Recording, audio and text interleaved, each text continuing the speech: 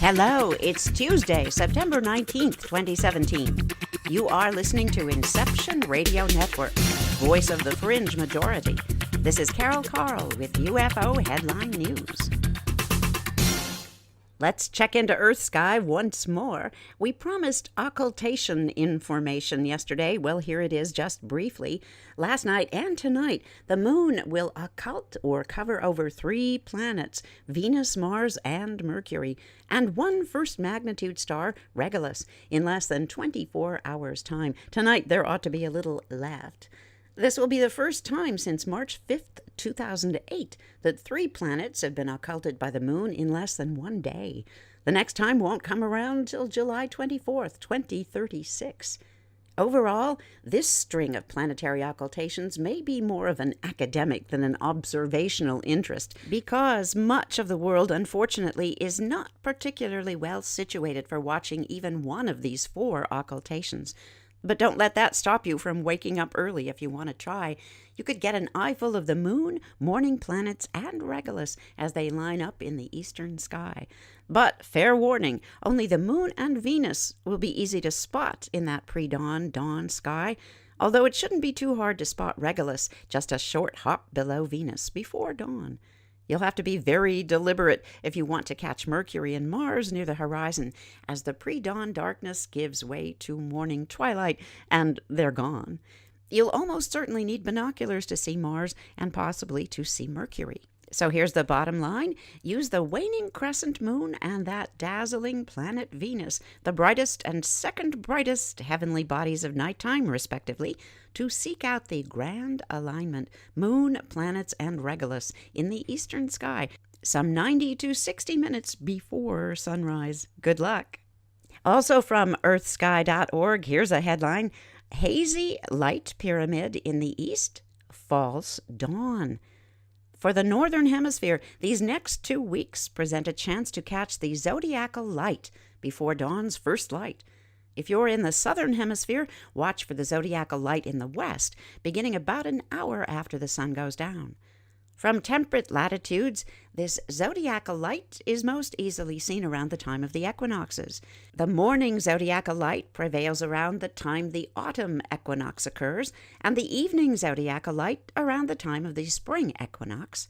The upcoming September equinox is the Northern Hemisphere's autumn equinox, and flip it for the Southern Hemisphere, where it's spring for you folks.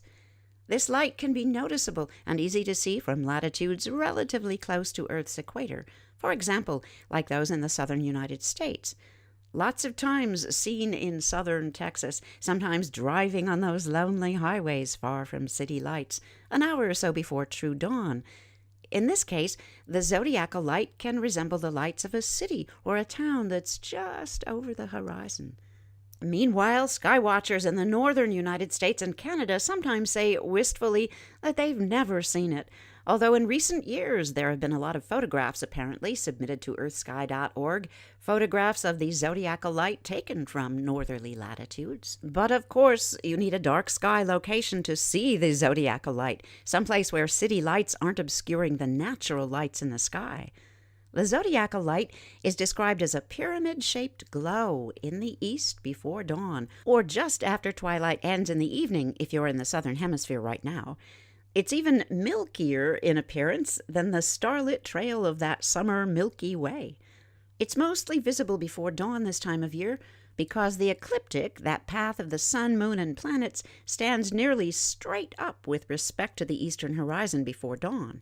As seen from the Southern Hemisphere, the same is true of the western horizon. That's after true darkness falls. This zodiacal light can be seen for up to an hour before true dawn begins to break. Look for it about 80 to 120 minutes before sunrise. Unlike true dawn, though, there's no rosy color to the zodiacal light. The reddish skies at dawn and dusk are caused by Earth's atmosphere, and the zodiacal light originates from far outside our atmosphere. When you do see this light, you're looking edgewise into our own solar system. The zodiacal light is actually sunlight reflecting off dust particles that move in the same plane as Earth and the other planets that orbit our sun. This is the time of the year to check out that zodiacal light, that light of song, story, and legend. We couldn't resist tossing in one more tasty tidbit from earthsky.org. Here it is. The year's fastest sunsets are around equinoxes. Well, we thought that was our imagination, gentle listeners. Perhaps you did too. But it says right here, tonight at sunset, there's a natural phenomenon you might never have imagined. That is, the sun actually sets faster around the time of an equinox. The fastest sunsets and sunrises occur at or near the equinoxes, and the slowest sunsets and sunrises occur at or near the solstices. This is true no matter whether you live in the northern or the southern hemisphere. And by the way, when Earth Sky's Bruce McClure says sunset, he's talking about the actual number of minutes it takes for the body of the sun to sink below the western horizon.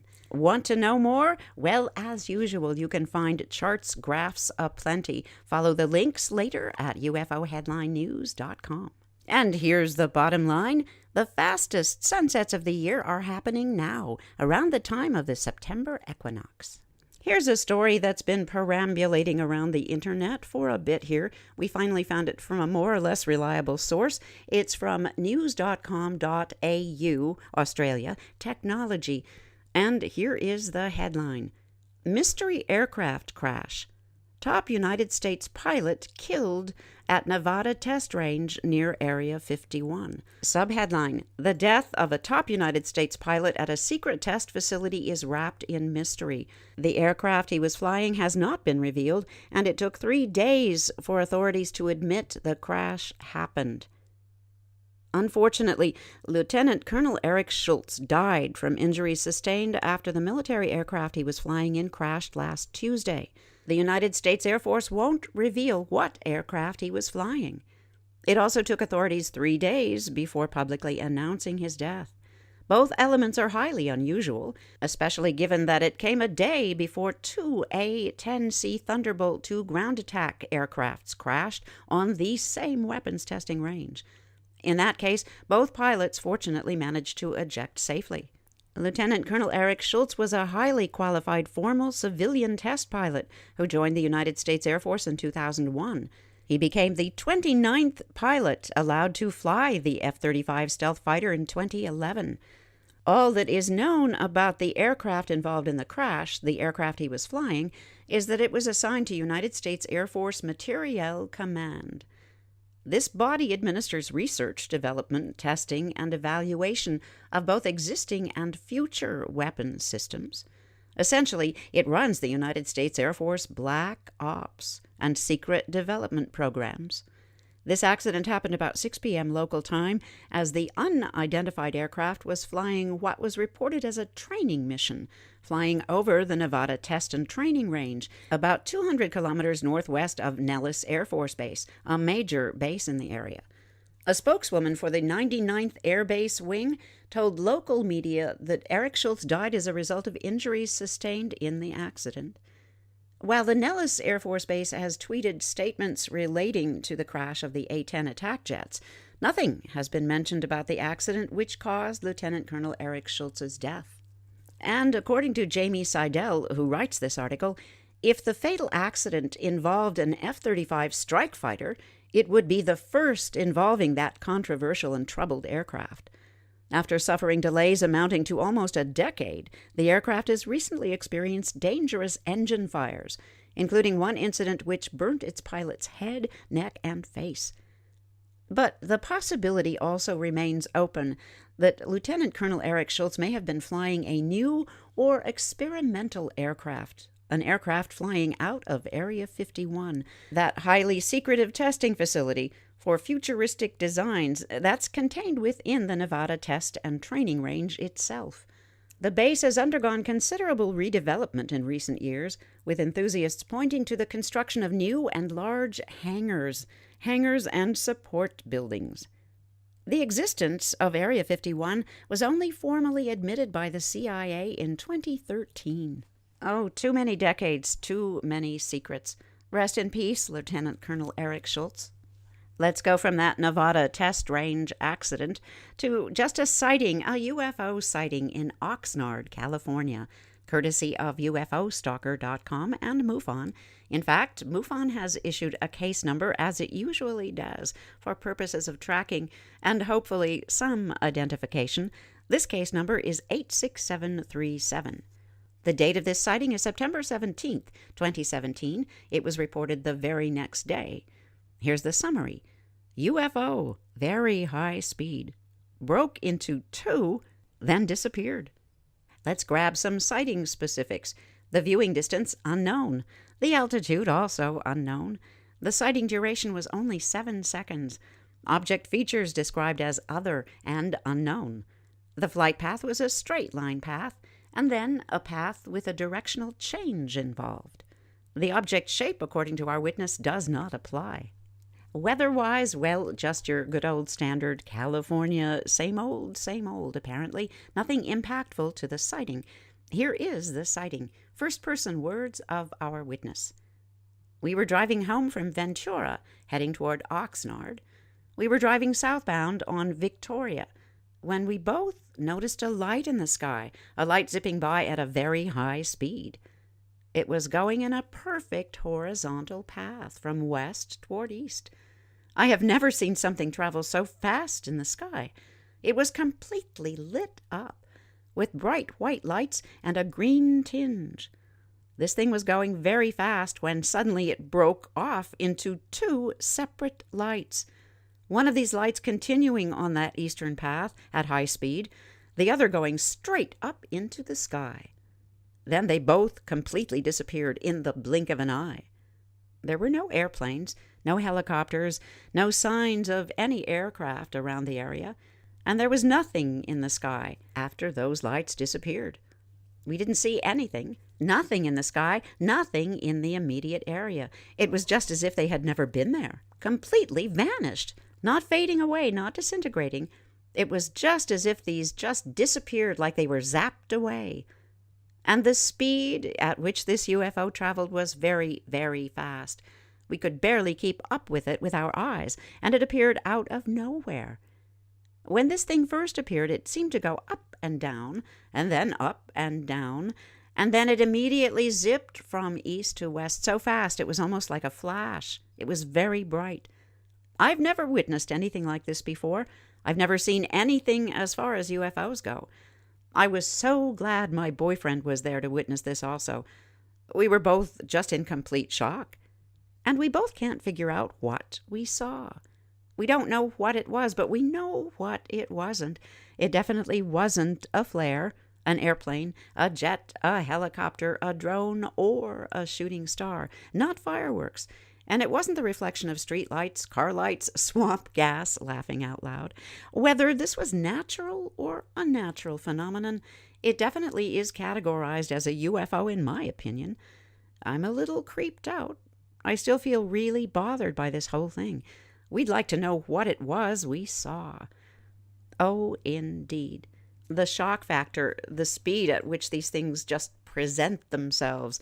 Yeah, swamp gas, right.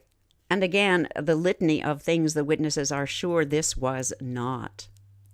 Today we have a unique opportunity, gentle listeners, to read a UFO sighting and then to come across a story that really tells what was going on, very likely, in the case of this sighting. Let's go to Salt Lake City, Utah, shall we? This is the second sighting in 2 days. We're pretty sure the previous one is also going to be explained. So here we go. This is MUFON case number 86710. The date of this sighting is September 16th, 2017. It was reported on the same day. In summary, one light appeared, followed by another, and then another about 5 minutes later. They blinked out one by one. There's video you can check, and then with the article that's going to follow this report, you will see the sighting specifics: a viewing distance of over 1 mile, the altitude over 500 feet, no cloud cover. The sighting duration was 5 minutes. The object features are described by our witness and the footage as unknown. The flight path, stationary, and the object shape does not apply. There isn't any weather, and it's a short report that goes something like this. My daughter and 2 friends were driving north on the I-15 when my daughter's friend saw a bright light. This light appeared to be over Salt Lake City. So she told the other two in the car, and they all began to watch this light. And then another light appeared, and then a third. My daughter called me, but I wasn't situated in a place so that I could observe. So I told them to record it using their phones, and one of them did. And then these lights blinked out, one at a time. You can clearly see this in the recording. Yes, you can clearly see it in the recording, but here's the punchline. A sighting with a solution, more or less. From the Mirror.com out of the United Kingdom, here's a headline. UFO fears after mysterious light formation of flaming balls is seen flying through the night sky. This gets a byline for Rebecca Taylor, who writes, 3 white lights appeared in the skies over the weekend, but it was likely to be a group of military personnel, not aliens. 3 white lights were darting in the sky, moving at around the same speed and changing directions, prompting people to think they were seeing UFOs. But these lights could have been just part of a pre-game show at the nearby Rice-Eccles Stadium. This is according to Fox 13 out of Salt Lake City. The filmer, named Tommy Billings, said, quote, saw these strange lights while we were driving up East 700 tonight, end quotes. A University of Utah spokesman told Fox 11 that a United States Navy parachute team dropped into that stadium at about the same time the lights were seen. One commenter said, quote, they're just skydivers with lights shining onto their chutes, end quotes. In the video, the passengers in the car are shocked at what they see when they look up. One notes that these lights keep changing, while another one shouts, what is that? There's another video shared on Twitter that appears to show the lights moving across the sky, not just down toward the ground. One man who filmed this, Gerardo Rios, was later told about the Navy SEALs dropping into the stadium, but he told of his fear. He said, quote, man, I tell you, it was really scary not knowing what those flaming balls were. I stopped filming and I began running back home, end quotes. We can identify with that. But according to a NASA ambassador, the lights looked like a satellite, which might have broken up in orbit, or even flares. We're a bit puzzled that NASA would leap in with a suggestion after it seems to have been the United States Navy parachute team.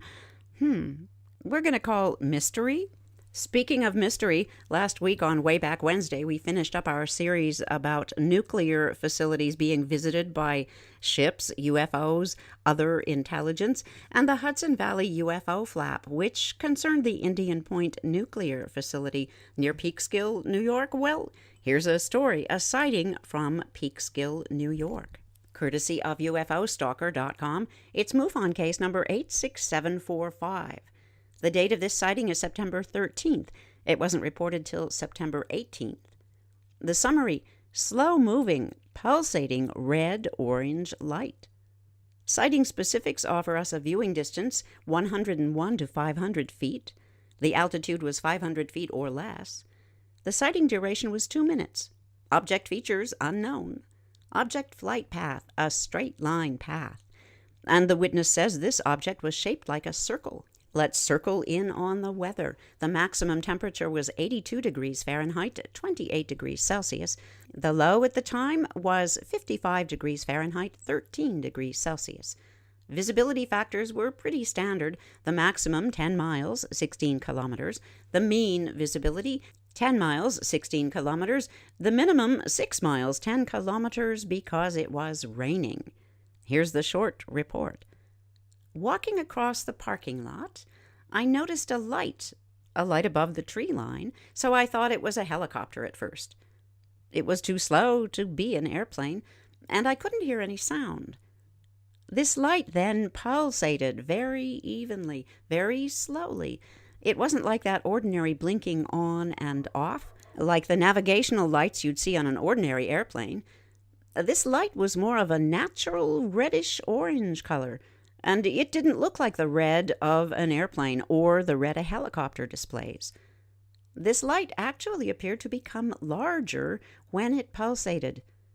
And then eventually the light dissipated. It was completely gone within just 2 minutes. Yep, now you see it, now you don't. and hovering above the tree line. Standard procedure. Perhaps looking for coordinates to that nuclear facility.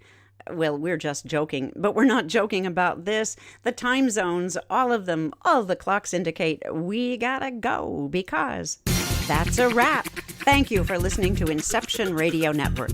Follow today's broadcast at ufoheadlinenews.com. Take care of each other. We're all in this together.